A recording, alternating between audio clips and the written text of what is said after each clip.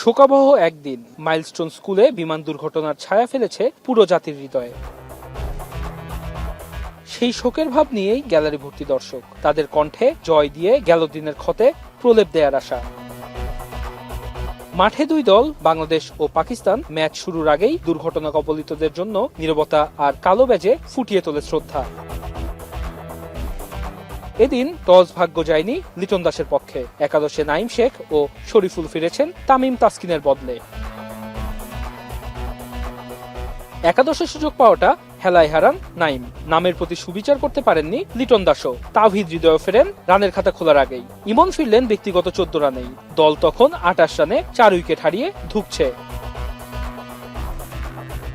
স্বল্প রানে গুটিয়ে যাওয়ার সংখ্যা যখন উকি দিচ্ছে, তখন ব্যাট হাতে ত্রাতা শেখ মেহেদী ও জাকের আলী অনিক। দুজনের জুটিতে প্রাথমিক ধাক্কা সামাল দেয় টাইগাররা। দুটি করে 4 ছক্কায় ক্যারিয়ার সেরা 33 রান করে ফেরেন মেহেদী। দলীয় 100 রানের আগে বোল্ড হয়েছেন শামীমও। সাকিব রিশাদরা একটি করে বাউন্ডারি ওভার বাউন্ডারি হাঁকিয়ে বিদায় নিলেও এক পাশ আগলে রেখে জাকের আলী খেলেছেন দায়িত্বশীল ইনিংস। তুলেছেন ব্যক্তিগত 50। শেষ বলে আউট হবার আগে হয়েছে 133 রানের লড়াকু সংগ্রহ।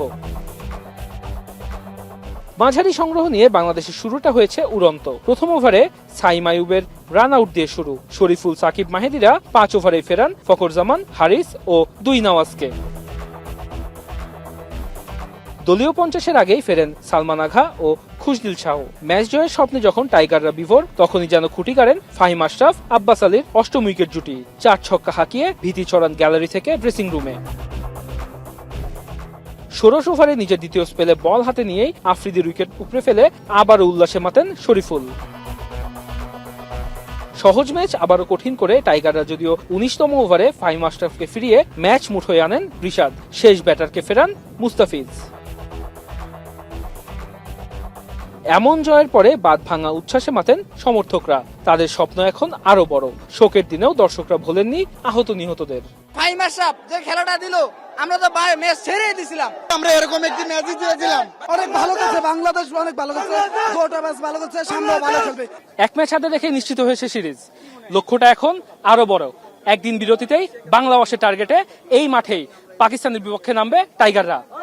মিরপুর শেরেবাংলা স্টেডিয়াম থেকে রাসেল হক পান্থ, এখন ঢাকা।